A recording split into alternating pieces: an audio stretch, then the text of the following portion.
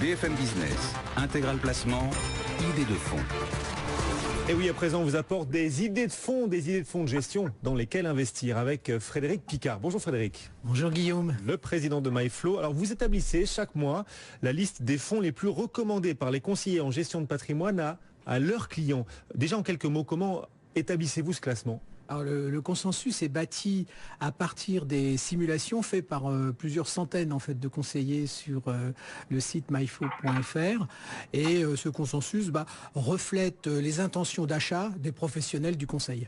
Alors, ce qui est frappant là sur les dernières semaines qui ont été chahutées, on a vu la grande baisse des marchés au mois d'octobre, ensuite le grand rebond. Ce qui est frappant, c'est l'intérêt des conseillers en gestion de patrimoine pour les fonds patrimoniaux. Avant de nous dire lesquels ont le plus fonctionné, lesquels ont été plébiscités par les CGP, est-ce qu'on peut rappeler ce qu'est un fonds patrimonial aujourd'hui ? Alors, il y a plusieurs définitions. On va parler de fonds diversifiés, on va parler de fonds flexibles, on va parler de fonds patrimoniaux. Bon, dans l'ensemble, tous ces fonds ont en commun le fait que le gérant va combiner les grandes classes d'actifs, principalement les actions et les obligations, et associer aussi à un niveau tactique qui fait que globalement l'objectif n'est pas de suivre bêtement les indices de marché, mais d'essayer de bien contrôler son risque et d'éviter les pertes. Voilà. Or, dans les périodes à chahuter comme on a connu au mois d'octobre, c'est très intéressant de voir ce qui se passe sur ce type en fait de fonds. Voilà. Et on constate en fait que les écarts deviennent plus importants.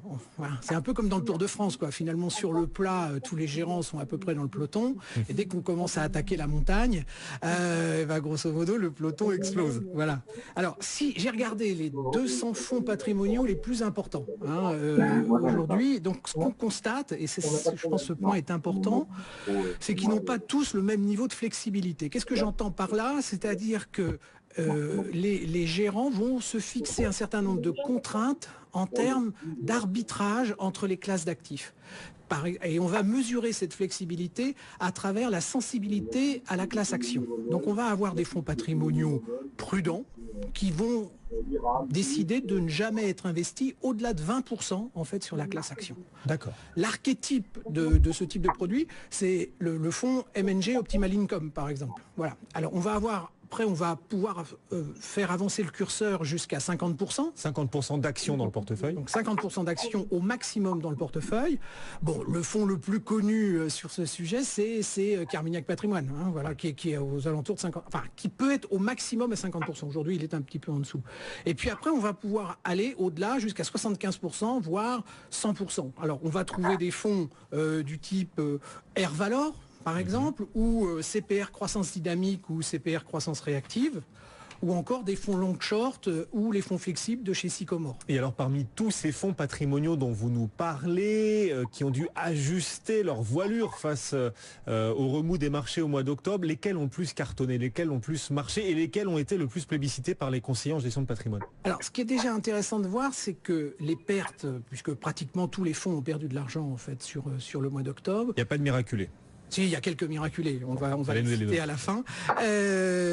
La majorité, enfin, les pertes sont d'autant plus importantes que les fonds sont fortement exposés à la classe active, à la classe action, d'accord ? Donc la flexibilité, les fonds les plus flexibles, en fait, ont été le plus impactés en fait par ce mini crack boursier.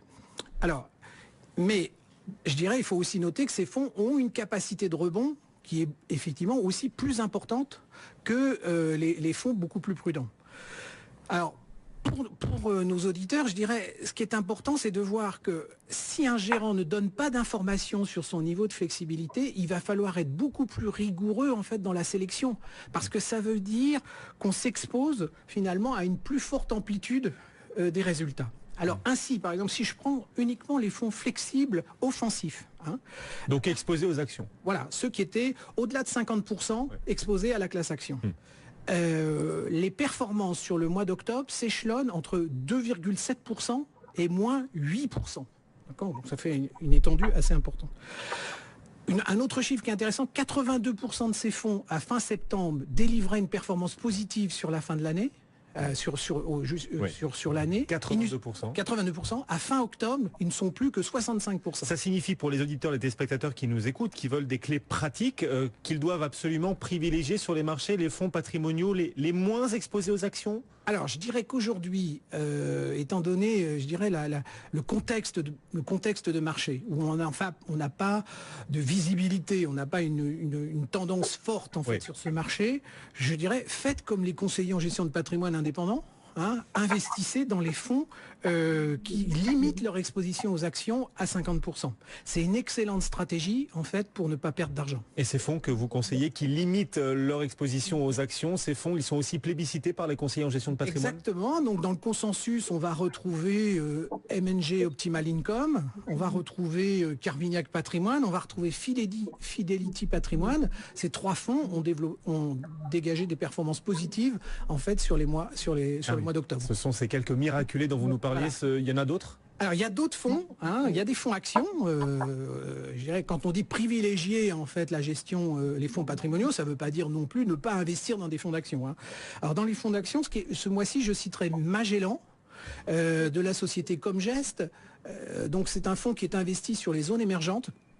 Et ce fonds délivre 5,59% sur le mois. Donc, ce qui est quand même intéressant. Et plus de 17% depuis le début de l'année. Pas mal. Jolie performance sur le mois d'octobre, alors que les marchés se sont cassés la figure, mais moins sur les émergents. Et ce fonds, il y a eu un fort rebond sur les émergents à partir du 15, et donc ce fonds a su le capter. De la même manière, je citerai CPR, croissance réactive, qui fait 1,24 sur le mois, et cette performance vient à la suite déjà de la très bonne performance du mois de septembre, et du mois de juillet, et du mois d'août, etc. CPR, ça tombe bien, on reçoit régulièrement Cyril Collet, le responsable de la gestion action de CPR, qui affiche de belles performances. Et bien voilà les fonds qui s'en sortent le mieux depuis quelques semaines et le plus plébiscités par les conseillers en gestion de patrimoine. Merci Frédéric. Merci. On se retrouve le mois prochain. On se retrouve pour votre nouveau classement. Frédéric Picard, le président de MyFlow. Moins 0,5% pour l'indice CAC 40. Restez avec nous dans un instant. Le journal sur BFM Business. BFM Business, intégral placement, 10h, 12h30, 100% placement.